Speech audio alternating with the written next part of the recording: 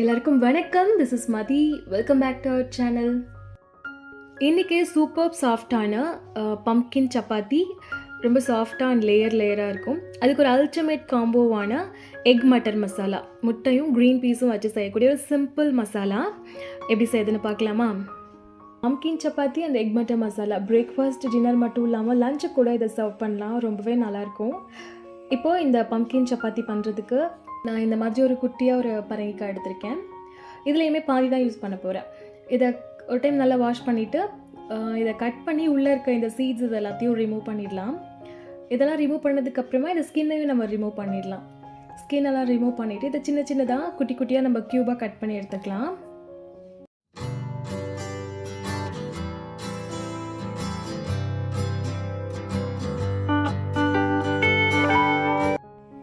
இந்த மாதிரி க்யூபாக கட் பண்ணதுக்கப்புறமா இதை ஒரு டைம் வாஷ் பண்ணி எடுத்துக்கோங்க. இப்போ நம்ம கட் பண்ண பரங்கிக்காவை ஒரு இட்லி பாத்திரத்தில் வச்சுட்டு ஸ்டீம் குக் பண்ணி எடுத்துக்கலாம். ஒரு 5 மினிட்ஸ்லேயே இது சீக்கிரமாக குக் ஆகிடும்.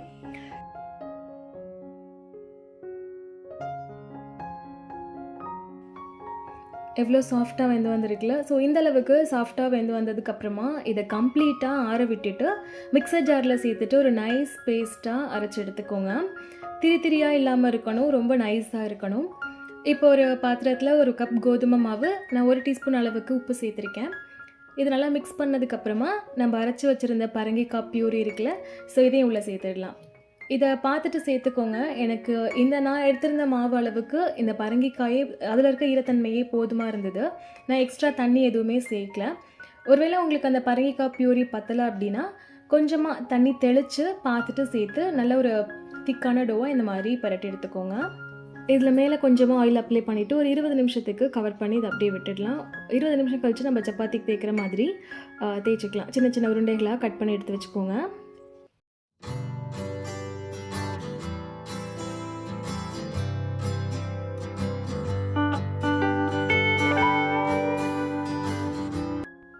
இதை நார்மலாக நம்ம சப்பாத்திக்கு தேய்க்கிற மாதிரியும் தேய்ச்சி எடுக்கலாம். லேயர் சப்பாத்தியாக பண்ணியிருக்கேன். ஸோ லேயர்டாக வேணும் அப்படின்னா இந்த மாதிரி ரவுண்டாக தேய்ச்சதுக்கப்புறம் இது மேலே ஒரு டீஸ்பூன் அளவுக்கு எண்ணெய் இல்லைனா நீங்கள் நெய் கூட சேர்த்துக்கலாம். சேர்த்துட்டு இந்த எண்ணெய் நல்லா ஃபுல்லாக ஸ்ப்ரெட் பண்ணி விட்டுருங்க. ஸ்ப்ரெட் பண்ணிவிட்டு கீழே வந்து இந்த மாதிரி ரோல் பண்ணிகிட்டே வந்துடுங்க. இந்த மாதிரி ஃபுல்லாக ரோல் பண்ணதுக்கப்புறமா நடுவில் ஜென்டிலாக ப்ரெஸ் பண்ணி தேய்ச்சிங்கன்னா கொஞ்சம் லென்த்தியாக கிடைக்கும். ஸோ இன்னும் கொஞ்சம் லென்த்தியாக வந்ததுக்கப்புறம் நம்ம பரோட்டாக்கெல்லாம் சுருட்டி வைப்போம்ல, அதே மாதிரி இதை சுருட்டிட்டு இன்னொரு எட்ஜை அடியில் வச்சு இப்படி மடிச்சிடுங்க. இதே மாதிரி நம்ம மீதி இருக்கிற எல்லா உருண்டையும் தேய்ச்சி வச்சிடலாம். இதோ இந்த மாதிரி இதை தேய்ச்சதுக்கப்புறமா நான் இதுக்கு மேலே கொஞ்சமாக ஒரு டெக்கரேஷனுக்காக வெள்ளை எள்ளு சேர்த்துருக்கேன். இது கூடவே கொத்தமல்லி தழை கூட சேர்த்துக்கலாம். பார்க்குறதுக்கு ரொம்பவே அழகாக இருக்கும். இப்போ இதை நம்ம தேய்ச்சி எடுத்துடலாம். ஜென்டிலாக ப்ரெஸ் பண்ணி தேய்ச்சிக்கோங்க. அண்ட் ரொம்ப தின்னாக இல்லாமல் கொஞ்சம் திக்காக இருக்க மாதிரி தேய்ச்சி எடுத்துக்கோங்க. தோசைக்கல் சூடானதுக்கப்புறமா நம்ம இதை போட்டுட்டு 2 பக்கமும் ஒரு கோல்டன் ப்ரௌன் ஆகிற அளவுக்கு வேக வச்சு எடுத்துக்கலாம். மேலே கொஞ்சமாக எண்ணெய் சேர்த்துக்கோங்க. எண்ணெய் இல்லைனா நெய் கூட சேர்த்துக்கோங்க.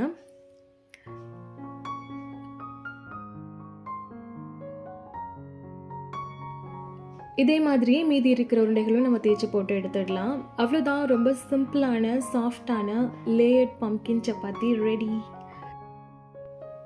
இந்த பம்ப்கின் சப்பாத்தி ரொம்ப சாஃப்டாக லேயராக ரொம்பவே நல்லா இருந்தது. அண்ட் நம்ம சேர்த்துருந்த வெள்ளை எள்ளு கூட பார்க்குறதுக்கு ரொம்பவே அழகாக இருக்கலாம். இந்த பம்ப்கின் சப்பாத்திக்கு நம்ம பம்ப்கின் அந்த பியூரி அரைக்கும் போது தண்ணி எதுவுமே சேர்க்க தேவையில்லை. அந்த வேக வச்ச பரங்கிக்காய் மட்டும்தான் அரைச்சி சேர்க்கணும். ட்ரை பண்ணி பாருங்கள். இது சிம்பிளாக ஒரு ஆனியன் ரைத்தா கூட சர்வ் பண்ணால் கூட ரொம்பவே நல்லாயிருக்கும். பட் இந்த எக் மட்டர் மசாலா ரொம்பவே டெலிஷியஸாக இருக்கும். எப்படி செய்யுதுன்னு பார்க்கலாமா?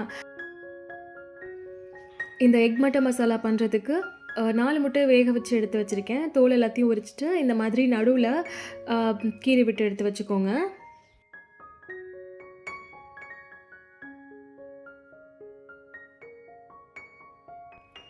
இந்த மசாலா ரெசிபிக்கு நம்ம வெங்காயம், தக்காளி, கேப்சிகம் இதெல்லாத்தையும் வதக்கி அரைச்சி தான் செய்ய போகிறோம்.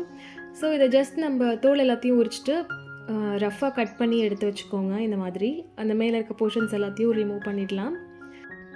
நான் மீடியம் சைஸ் வெங்காயம் எடுத்திருக்கனால 4 வெங்காயம் எடுத்திருக்கேன். பெரிய வெங்காயமாக இருந்ததுன்னா 2 எடுத்துக்கோங்க. 2 மீடியம் சைஸ் தக்காளி, இதுலேயும் நடுவில் இருக்க அந்த க்ரீன் கலர் போர்ஷன்ஸை ரிமூவ் பண்ணிவிடுங்க. ரிமூவ் பண்ணிவிட்டு ரஃப்பாக ஸ்லைஸ் பண்ணி எடுத்து வச்சுக்கோங்க.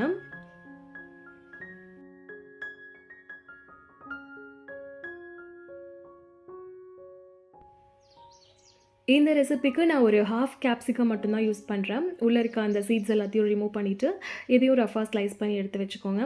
உங்களுக்கு கேப்சிகம் ஆட் பண்ணுறதுக்கு இஷ்டம் இல்லைன்னா இதை ஸ்கிப் பண்ணிடலாம். பட் கேப்சிகம் சேர்க்கும்போது அது ஒரு தனி ஃப்ளேவர் கொடுக்கும், ரொம்பவே நல்லாயிருக்கும்.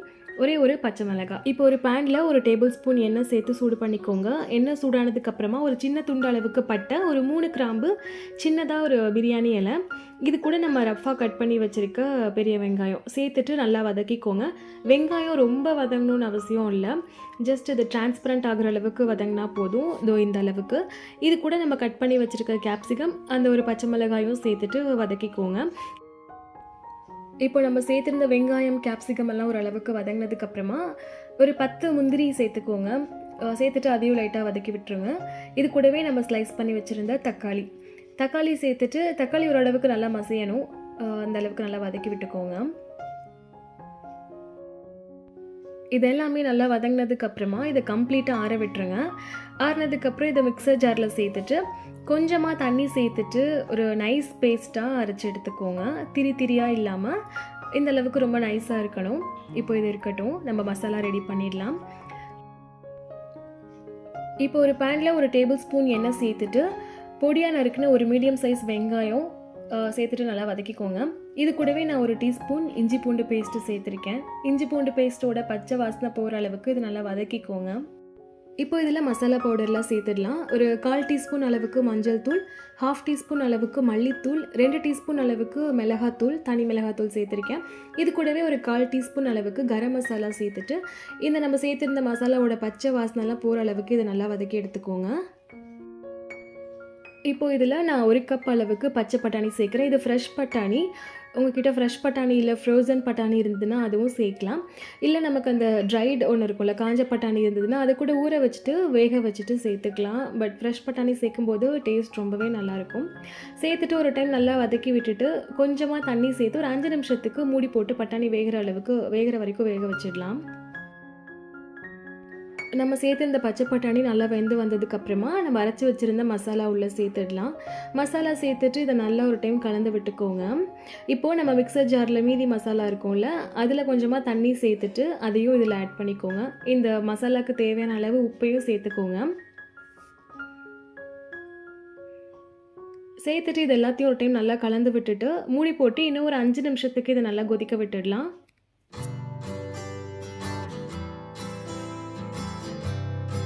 5 மினிட்ஸ் நல்லா கொதிச்சு வந்ததுக்கப்புறமா நம்ம வேக வச்சு எடுத்து வச்சுருந்த முட்டை எல்லாத்தையும் உள்ளே சேர்த்துட்டு மூடி போட்டு ஒரு 5 நிமிஷத்துக்கு மறுபடியும் குக் பண்ணிக்கலாம். அப்போது இந்த முட்டை மசாலா எல்லாத்தையும் அப்சர்வ் பண்ணி ரொம்பவே நல்லா வந்திருக்கும். அவ்வளோதான். 5 மினிட்ஸ் கழித்து ஓப்பன் பண்ணால் நமக்கு இந்த மாதிரி எண்ணெய் பிரிஞ்சு முட்டை மசாலா எல்லாம் அப்சர்வ் பண்ணி சூப்பராக வந்திருக்கும். இது கூட மேலே ஒரு டீஸ்பூன் அளவுக்கு கசூரி மேத்தி மட்டும் நான் சேர்த்துருக்கேன். அது ஆப்ஷனல் தான், வேண்டானா ஸ்கிப் பண்ணிவிடுங்க. இப்போ நம்ம சாஃப்டான லேயர் சப்பாத்தி, அதுக்கு ஒரு அல்டிமேட் காம்போவான எக் மட்டர் மசாலா ரெடி ஆகிடுச்சு. இது ரொம்ப சிம்பிள் அண்ட் டெலிஷியஸ். ட்ரை பண்ணி பாருங்கள், கண்டிப்பாக உங்களுக்கு பிடிக்கும். ட்ரை பண்ணிங்கன்னா எப்படி இருந்ததுன்னு கமெண்ட் பண்ணுங்கள். தேங்க்யூ ஃபார் வாட்சிங். வேறு ஒரு வீடியோவில் சந்திக்கலாம். Until then, stay safe, stay connected. Bye bye.